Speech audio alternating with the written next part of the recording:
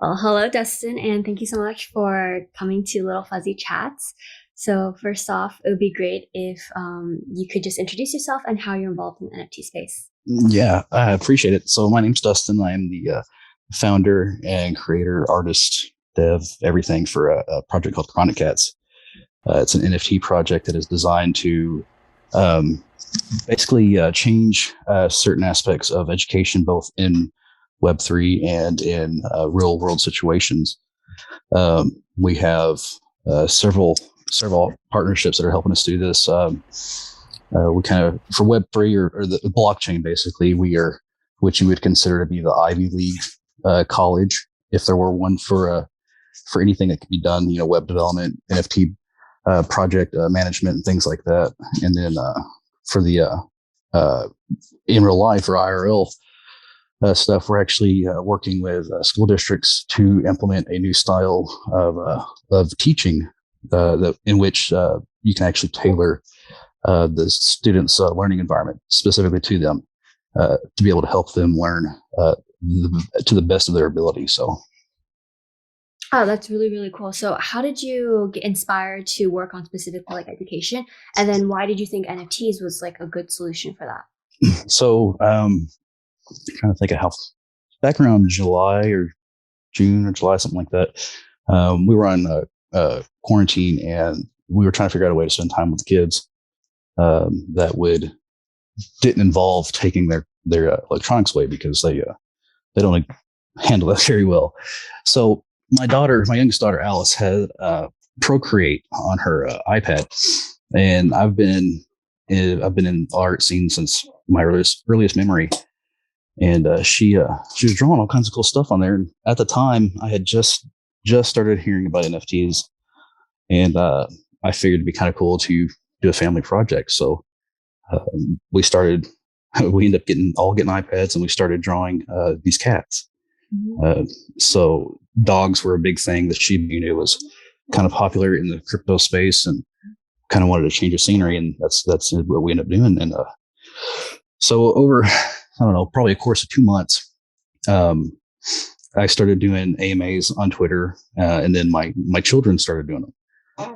And my oldest daughter Madison, did her first AMA, had about 75 people in the space, and uh, before NFTs, she was always real timid. Um, she wasn't really outgoing. She wanted to be, but she didn't really have much, you know, uh, faith in herself, I guess. Um, but she did this AMA, and for 45 minutes, she like held everybody captive, which at the point was the longest AMA anyone had had. They were usually 15 to 20 minutes and then done. Well, that affected her so much that 2 weeks later, she actually auditioned for a casting agency for Disney Channel and got it out of 400 kids, which it's like polar opposites of what she was prior to that. So, um, and then on top of that, just the open mindedness that the space has given the kids, and they've been able to mature far past their age. Mhm. It was absolutely incredible. And it was like that moment I realized that this has a significant ability to change a great deal, not just locally, but in the world. Mhm. And that's how kind of where it kicked off at was education is the first thing you need to do because you have to get people in space. In order to do that, you have to educate them. So, how did you translate the emotions you had, like with your daughter, stepping out of her comfort zone and the importance of education onto an audience? Because there's just so many NFT collections out there. So, how did you essentially capture your community? So I did basically old fashioned way. My community is I don't think there's very few that I have not talked to on a personal level. Mhm. So I would go into spaces, I would tell the story, and I would actually have conversations with just about everybody, and everyone related, or well, not necessarily related. They understood Mhm. my passion for it and why I would have reacted the way I did to it. And it's it's I hate to say it, it's just like everything just kind of fell into place. It didn't take much effort. It was, I mean, there was no effort at all. It was great. So, how did you get those people to, come and listen to you? Because I feel like that's something hard as starting out as NFT creators, like just getting someone to even view your art or hear you. So the biggest thing first was to get over my nerves. We did Twitter Spaces a lot, and I'd never talked at all really in front of crowds. And I started to do that, get out of my shell a little bit. But the biggest thing was the education. I've always had ADHD. It didn't benefit me in school, but in my adult years, it has benefited me in the fact that there's things I can latch onto and like hyper focus on. Mm-hmm. And this happened to be one of those particular areas. So I was able to gain a good amount of knowledge in a short amount of time. And right now, even still to this day, that's one thing people are looking for. They don't know who to trust because the space is so volatile. It's the wild, wild west pretty much. So I started hosting spaces about education, and they just flocked. Like it was a matter of 2 or 3 weeks when I would be in space with over 200 people in there. Wow, that's great. So I know you mentioned before that you're working with you have a lot of partnerships. Mm-hmm. And so how did you gain those partnerships? What was that like in terms of reaching out and, the type of communication you had to gain those partnerships? So I've never actually really had to reach out for a partnership. It's been incredible. This is like the first time in my life where things have just kind of fell into place back to back to back to back. So I'd be in the space talking. One thing about Twitter Spaces, people don't realize you've got the normal users, then you've got the verified accounts, the check marks. Well, people focus on those check marks so much, they forget that there's a possibility that there's more important people without a check mark on a different account. So that's one of the things I caught on to real quick. I was approached by a couple of people that were not wearing that, they weren't in their regular account. They were in a secondary account, and they would come in and listen because of their status or whatever. They didn't want to really be bothered too much with it. And a lot of connections were made that way. They would reach out to me. It was actually quite shocking. It's still to this day, like 9 months later, I still have a hard time believing I've made some of the connections I have. So, but that's pretty much been it. That's great. So in your, talked a lot about your Twitter Spaces. So how do you come up with the content ideas for those? Or is there anything that you always say them because in case you're attracting new people? But yeah, how do you come up with new creative ideas if you're consistently hosting Twitter Spaces? Well, that has been difficult. I haven't hosted very many here lately because I've been doing conventions and stuff like that, and I've had a lot more of the project going on. But typically, for right now, we will do collaboration spaces. So there'll be another project that's about to mint, and we'll host one and together, and we'll ask them about their project, and that'll lead into our project. Or it's really not that hard to find a space right now that you can get in that has a significant audience that you can talk to. Everything's education based for the most part right now. And as long as, you have something valid and you're not just up there trying to sound like you know everything, you're pretty well welcomed on stage with almost all of the spaces. So that's kind of what we've been doing. Aside from hosting, we've been co-hosting a lot and jumping from space to space, just spreading knowledge. That's about it. Wow, that's great. So also I know you have your Twitch, and also I know you have ideas like Cat of the Week, which is to, more ways we can interact with the community, build your community. So how do you exactly decide which ideas to implement and which ideas not to implement? And how do you come up with consistently new ideas? So it's been trial and error, like the majority of the space. Yeah, unfortunately, but luckily the trial and error has worked out in our favor the majority of the time.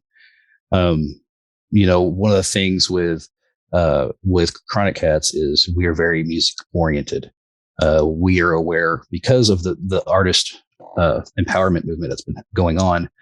One of those genres is recording artists, and a lot of people don't realize kind of the struggles they go through and how little of their intellectual property they actually get to benefit from.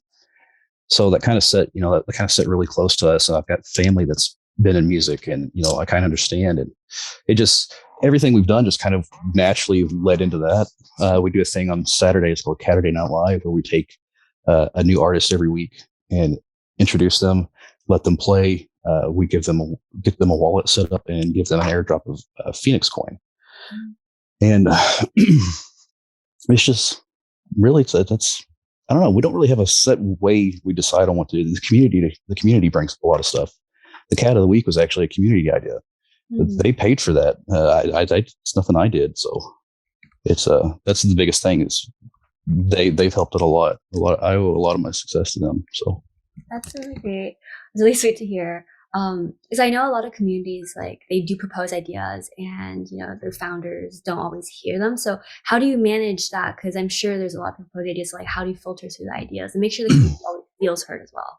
yeah, so I have a very unique outlook in this situation. Is the fact not only am I the artist, I'm the founder, I'm the developer, marketer, all that stuff. I was a one man show for a while, and I have never been able to not talk to people.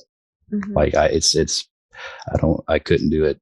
It's getting to the point now where I'm having to manage and pay attention to how much time I spend talking to people. Because we're actually in that stage of the project where critical partnerships are happening, and we've just got to start paying more attention to what's going on with the advancements of the space. But so we just recently had a mutant collection come out, and one of the things I did was I would sit in VC voice chat and Discord, and I would have my screen from my iPad casted. And I would let anybody who wants to come in, they would come in, they would suggest, certain layers or how they wanted the cats to look, or just to watch me draw. I always made sure I was visible and available as much as possible. And it never really was a difficult thing for me. But I don't see why more projects don't do that. Yeah. Maybe I'll get to a point where I understand, but right now I don't. So yeah, definitely. So what was the biggest challenge of being like a one-man show and doing, because I know you talked about the art, right? Marketing and development. Like, which one was the hardest part even? The fact that I didn't have money to pay for promotions and marketing.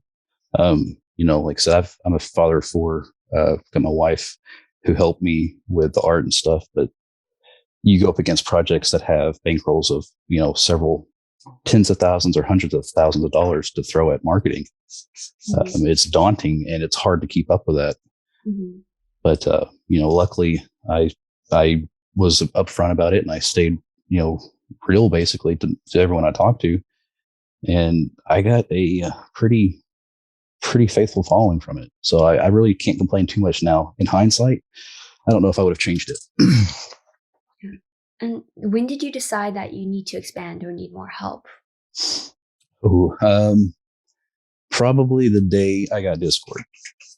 And that's when I realized, yes, Discord was always like terrifying to me.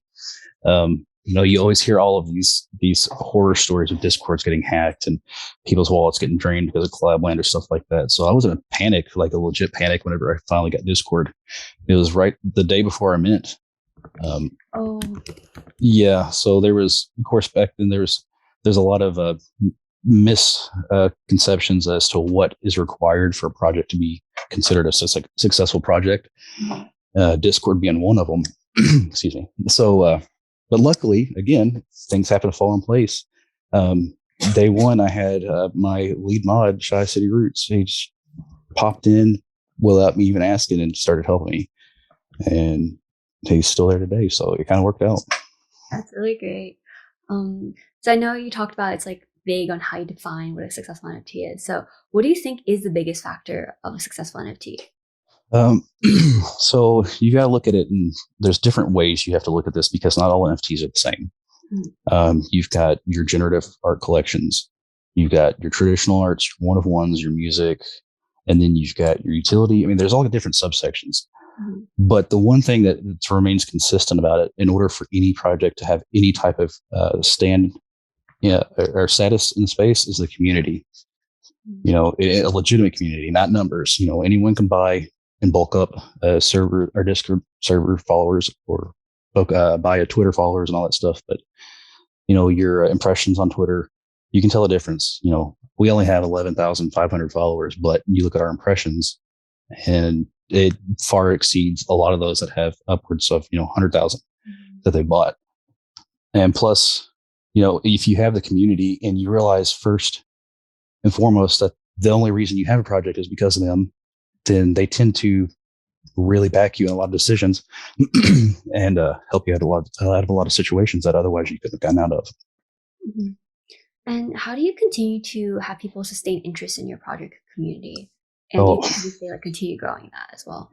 so that's been difficult. And for the simple fact that right now the mindset is the quick flip. Yeah. We're starting to transition into long-term mindset. And for a while, I stressed out over it. Now I don't worry about it because those that are going to be here are here. Those that see the vision, they're still here. They're not going anywhere. Um, if someone wants to sell and flip, that's fine because that means that's revenue. Mm-hmm. See, people don't understand that if you will or hold something, you don't make any money off of it. You have to have it sell. You have to have transactions or else you don't have the income. So I like I said, I worried about it a lot in the beginning. I don't really care too much about it now. I got too much stuff lined up that's going well for the project that those that are still here deserve what's coming. So That's great. I'm really happy that you have such a strong community. I appreciate it. Also, when did you decide when to mint? I know that's like a big question for people, especially when they're just like have their art, they're starting the community, and they just really don't know when, the community is large enough or strong enough that the mint is going to be successful. So I actually technically I didn't decide. I was a part of a community. It was called the Super Community in the very beginning. I was the first project that they had brought on. The goal was to bring together a group of projects and help mint them all out. And they had a timeline, so they had minted their NFT, which the people who owned it got the right to get one of the 12 initial projects NFTs for free. Mm-hmm. So they minted in late November, which kind of got me stuck in the 2-week exodus period for Christmas or off season rather. So I didn't. If I had chosen a time to start a mint, it would not have been when I did. It probably would have been late February, probably late February or so. But and even then, you're going off. You got to realize you've only got like a year, maybe a year and a half of trends, like legitimate trends. NFT has been around for quite a while, but the trend has only been around for about a year or so. So even this time next year, it could be something completely different. So right now, it's pretty well just a shot in the dark. Mm-hmm. So how do you manage that? That NFTs might not be a trend next year. So how are you managing that in terms of like the progression of your NFT collection? Well, I don't think NFTs won't be a trend next year. What I mean by trend is we don't have that baseline of data. The data started realistically for a decent amount of data. It started back in May, I think, whenever the Bored Apes dropped. Like I said, we've had NFTs before then, but the hype wasn't really there. The publicity wasn't there. So the volume wasn't there. So May is what I'm considering, the trend as far as like trends throughout the physical year, like what it does throughout the year, not necessarily as in popularity, but when sales are up, is it whenever Bitcoin's up or is it when Bitcoin's down?